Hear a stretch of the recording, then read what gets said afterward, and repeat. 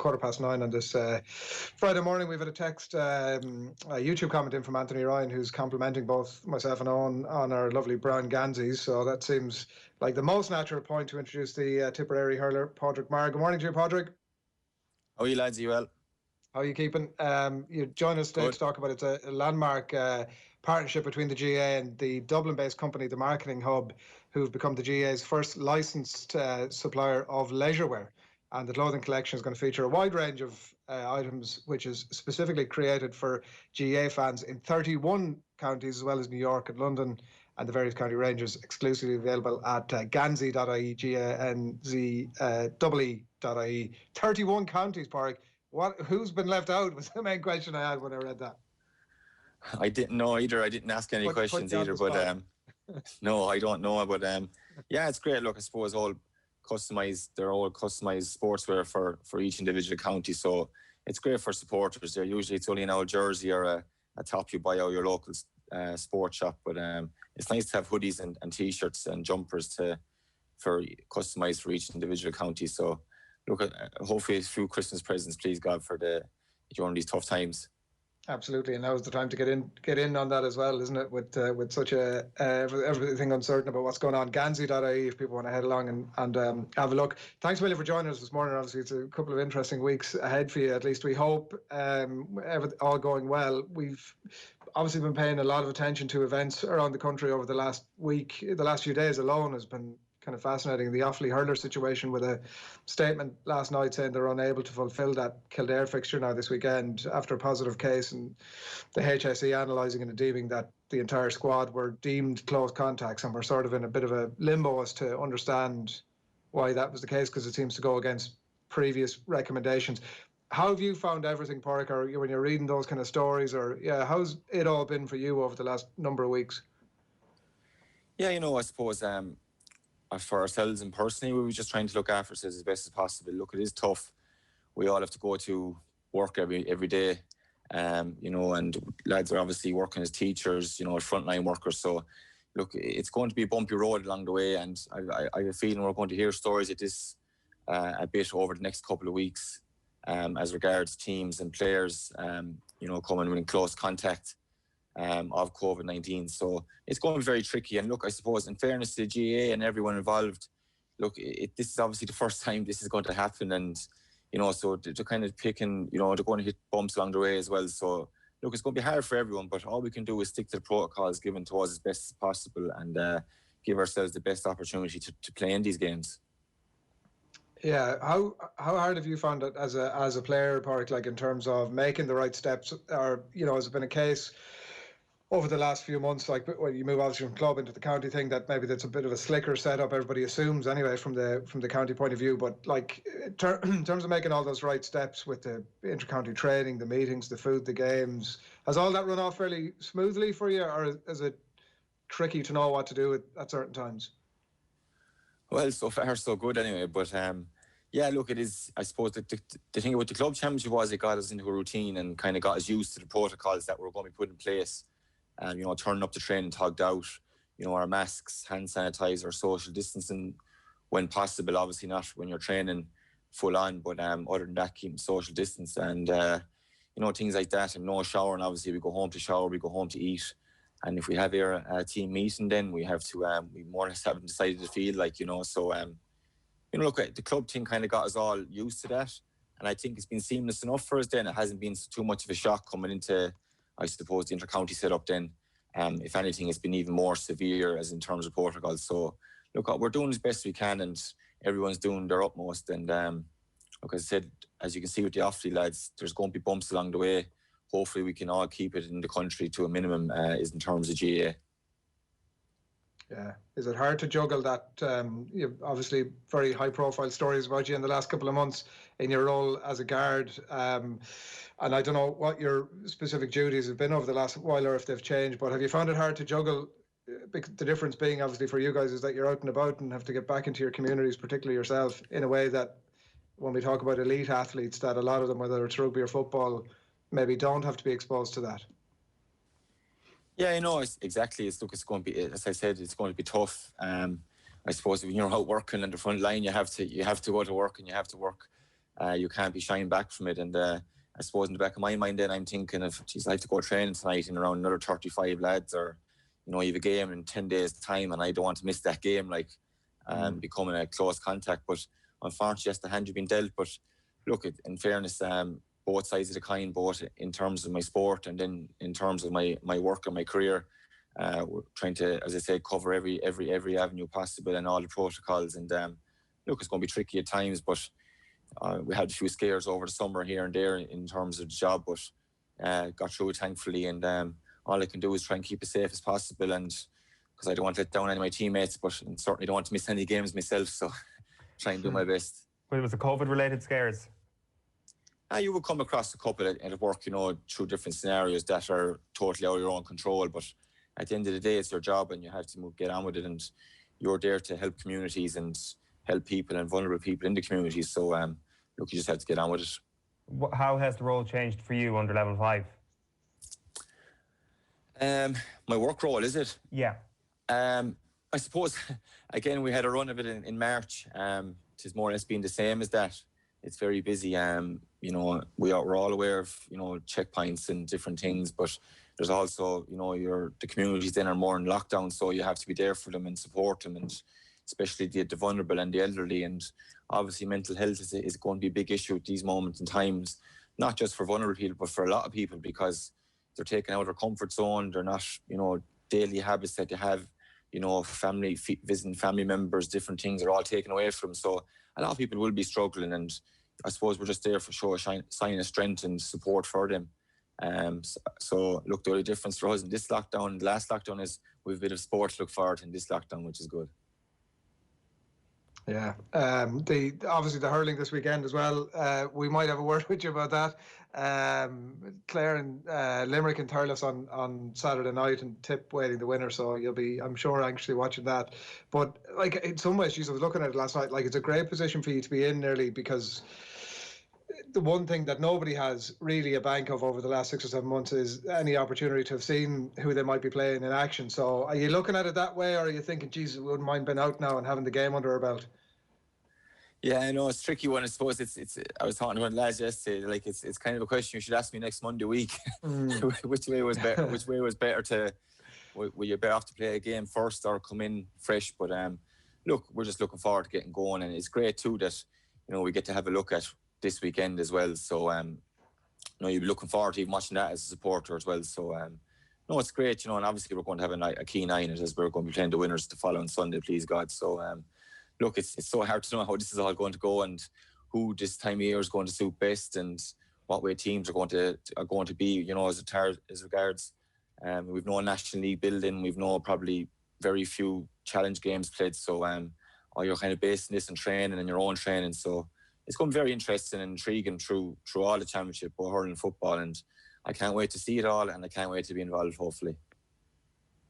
What is your sense of how it impacts on Tipperary specifically? Like it's not like you're going to be playing on, people talk about, it's winter hurling now and like soggy pitches and stuff like that. I can't imagine too many of the pitches that you're going to be playing on will be bogged down in mires of floods of water. I can't imagine. I'm sure they'll be very well catered for from a drainage point of view and all that kind of thing. But what is your sense of how winter hurling might suit Tipperary? Yeah, you know, I suppose we play enough of National League games every January, February, March, and weather's not poor. And as was pointed out to me yesterday, a lot of the champion games in the summer are always played in bad weather too. So yeah, but as you said there, look, the likes of Thurles, Páirc Uí Chaoimh, Croke Park, these stadiums, the surfaces are going to be in good shape. They could be wet or whatever, but in the whole, the surfaces will be in good shape. So I don't think teams can use that as too much of an excuse. Obviously, the weather on the day is going to be a bit different, but yeah, look, it's going to be different. A lot of lads are going to be used to playing club championship this time of year too. You know, so it's going to be even more intriguing to play it in the better stadium around the country. So look, it's all very intriguing and there's a bit of excitement about it, and we just hope now it all goes off without too much of a hitch anyway. How good is it to have Pádraic Maher back in the team? I mean, if there's one fella who'd be well used to winter hurling and well equipped with his style of play, to be him. Yeah, you know, I'd say Pádraic can do in any season or any kind of weather. Yeah, no, it's great to have him back. You know, he's such a valid part of our team. You know, and he kind of, embodies what it means to a lot of us and a lot of people in Tipperary, how he plays the game, and he's all heart and determination and courage. So he's come back fit and strong, and he's had a good club campaign. So we're delighted to have him back, and he's a vital part of our squad anyway, definitely, for sure. How big a deal has the back-to-back All-Irelands thing been for the team? It'll be, if you do it this year, the first time that Tip have gone back-to-back since 1965. It's probably been a few more months to think about it. Is it a motivating factor?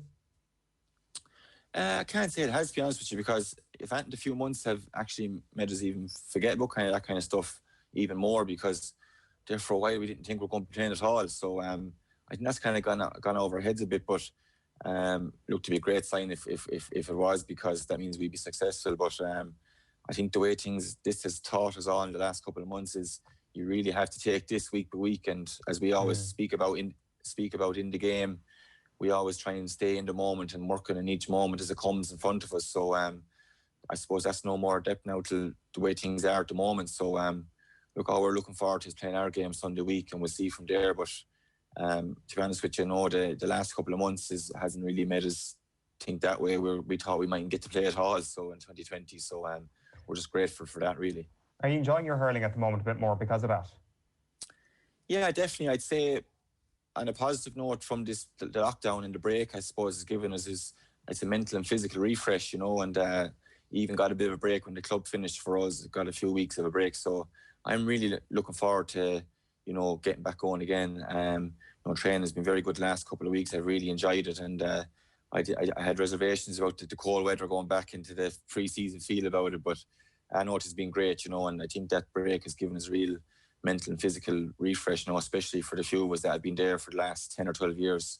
It's great, and if anything, it makes it all feel that bit more, we're a bit more privileged to be in the position we're in, that kind of way. So, it's all we're all looking forward to it and feeling good for it now. Yeah, and is there a different way to prepare? Given I know there's an entirely different way to prepare, obviously, given all the extra factors that are going on, but the weather conditions and I don't know, maybe the hardness of pitches and stuff like that. Is there anything different you're doing to prepare for that stuff? No, I suppose you kind of train and play the same way. I think the only way you can prepare for that is go train out in that kind of weather and in them conditions to get used to it. And other than that, then, as I said, you're sticking to your protocols and stuff and things like that that we have to adhere to. But no, as regards training and the type of training, I think we're doing the same training as we would leading into a championship game, no matter if it was May or June. Do you know, that kind of way? So we're not changing our game dramatically or anything like that. But look, it's going to be different. There's probably going to be a lot more physical, a lot more abrasive games because of the weather conditions. But look, I think we're kind of used to that. A lot of the teams are used to that from playing, as I said, in the National League in early January, February, even March.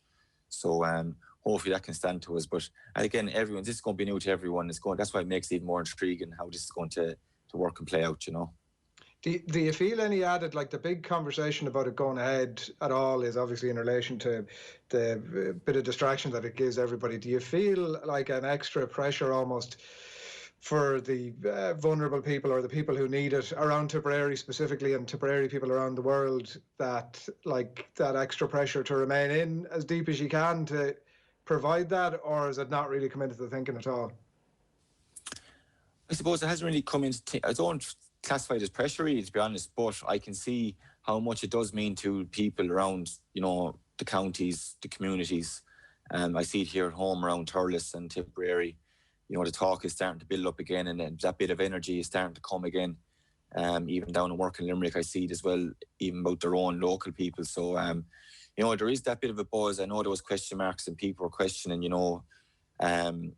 is this good as going to go ahead and that? But I think in the whole, from what I can see, a lot of people are delighted that it's going ahead. And I suppose it's up to us now to supply with entertaining games and good games and, gives everyone something to talk about. I see it there, even the Limerick-Clare game down in Limerick at work, that they're all starting to talk about it now and get a bit of energy. And it's great. It opens up that bit of conversation among people that we didn't have for the last 7 or 8 months. And that bit of excitement, albeit it's only television, at least they can get to see it and hopefully be a good spectacle and bring a bit of excitement for the next couple of winter weeks. Yeah, you're definitely smack bang in the middle of it. Can I ask you, we've been working down in Limerick, of course, can I ask you just one last one on it, Pádraic, just in relation to the COVID stuff? Has the Offaly situation cast any doubt in your mind or in any of the other players or the coaches about what you're doing being the right thing?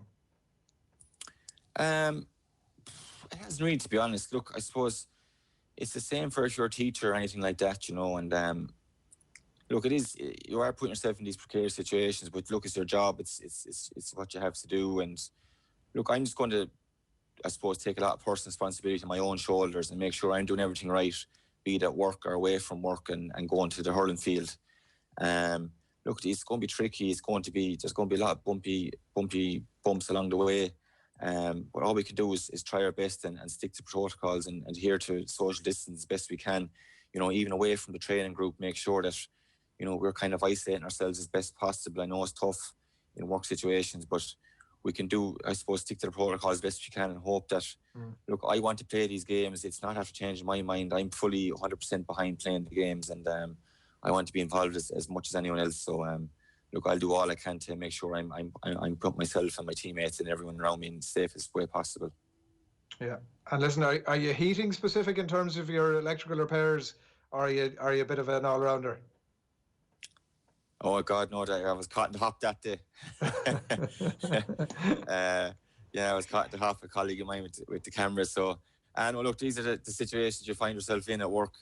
God, you could take more unreal photos if you wanted in that. But look, it's all part and parcel of it. And look, people are very grateful. Especially the elderly and the vulnerable are just there. They want to see you there just to a kind of a sign, a show of strength, really. During these tough times. So. Look, it's great. It keeps the mind occupied. They're long old days, but I'm really enjoying it all at the moment. Yeah, well, great. Well, we're really looking forward to seeing the games, and fingers crossed everything goes ahead smoothly. And best of luck for the season ahead. Thanks a million for joining us. Cheers, lads. Thanks a million.